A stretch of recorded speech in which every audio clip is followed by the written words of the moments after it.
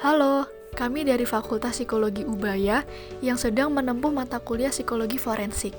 Berikut ini akan kami tampilkan video yang kami buat untuk mensimulasikan wawancara kognitif terhadap tersangka kasus korupsi. Kasus ini adalah kasus fiktif yang diperankan oleh Yoge sebagai interviewer dan Kemas sebagai bupati yang menjadi tersangkanya. Selamat menonton video dari kami. Tapi saya mendapat informasi dari beberapa sumber bahwa nama Bapak terlibat dan disebut dalam proyek tersebut. Ya, saya kan sudah bilang, saya ini tidak terlibat dalam kasus korupsi. Jangan macam-macam kamu. Baik, Pak. Tadi Bapak katakan bahwa Bapak terlibat dalam sebagian kecil proyek ini, kan?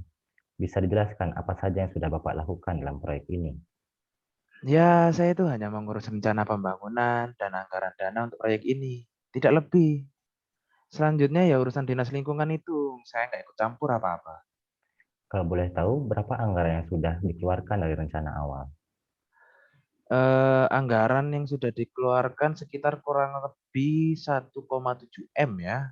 Dari rencana anggaran proyek sebesar 2 M. Kalau boleh tahu, anggaran yang sudah dikeluarkan sudah dipakai untuk apa saja, Pak? Ya dibuat beli talang air, kloset, tanah buat membangun, pintu, semen, gayung. Terus buat sewa tukang lah, apalah ya. Masa iya mas? Bangun toilet masa pakai bambu. Memang jamban. Pertanyaanmu itu loh mas, ngawur. Baik, menurut informasi yang saya dapatkan, Bapak baru membeli sebuah properti di daerah perumahan elit di kawasan Ciliwung. Apakah benar, Pak? Oh ya benar mas. Ya itu rumah saya yang saya beli untuk investasi jangka panjang untuk saya sendiri. Baik. Lalu di Instagram Bapak saya lihat postingan terbaru Bapak. Bapak baru pulang dari Zimbabwe bersama keluarga Bapak. Kalau boleh tahu, ada kepentingan apa ya Pak sampai ke Zimbabwe? Lah, ya terserah saya lah. Emang urusan Anda itu apa? Kan yang saya pakai tuh uang-uang saya sendiri. Hak saya mau dipakai untuk apa kan? Masa hidup saya 24 jam hanya untuk bekerja? Saya juga butuh refreshing, Mas. Baik. Apakah benar Bapak membeli sebuah properti dan berkunjung ke Zimbabwe menggunakan suntikan dana dari anggaran pembangunan proyek toilet ini? Loh. Ini kan jatuhnya tuh Anda yang menuduh saya loh. Baik. Saya hanya bertanya berdasarkan informasi yang saya dapat, Pak. Informasi dari mana itu? Nggak bener. Jangan mudah percaya, Mas. Zaman sekarang ini banyak berita hoax. Baik. Tidak penting mengetahui sumber informasi kami, Pak. Yang kami butuhkan hanya jawaban Bapak selaku Bupati Sunda Kelapa, karena ditemukan keganjilan dalam keanggaran dari proyek ini. Nah, jatuhnya gini, Mas. Periksa dulu informasi yang kamu dapat, baru kamu bisa tanyakan. Baik. Kalau begitu, apakah Bapak bisa menjelaskan kemana sisa anggaran yang belum dikeluarkan dari rencana awal proyek ini?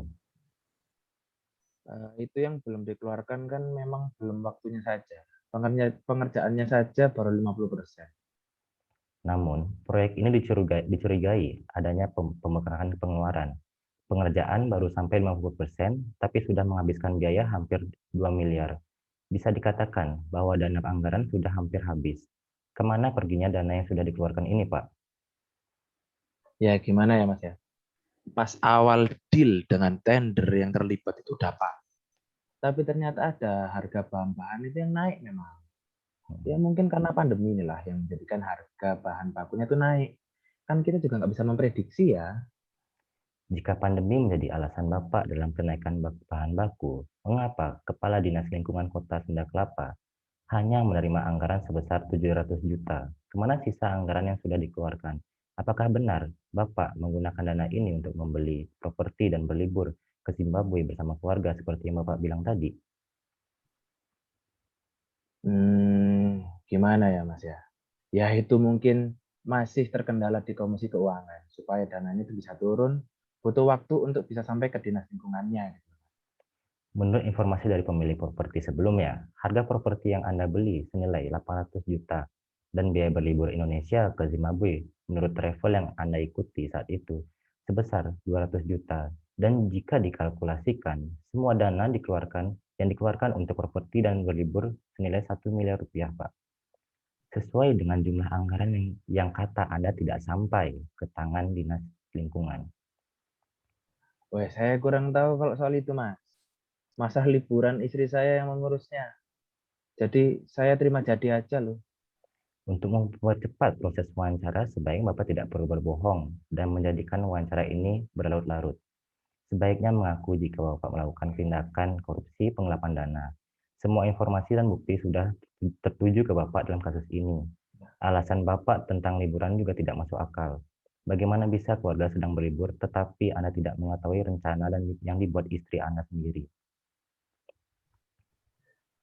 Ah, gimana Mas ya? Ya, baik Mas. Sebenarnya gini aja deh. Saya mengaku jika saya memang terlibat dalam penggelapan dana ya, anggaran proyek toilet ini. Ya, sebenarnya sih saya juga ingin memohon maaf sebesar-besarnya kepada masyarakat Sunda Kelapa. Saya mengaku saya melakukan karena adanya kesempatan untuk investasi properti. Sejak pandemi ini ya Mas tahu sendiri, harga properti itu turun. Oleh karena itu ya saya tertarik dengan harga yang memang ditawarkan. Demikianlah video ini kami buat. Terima kasih.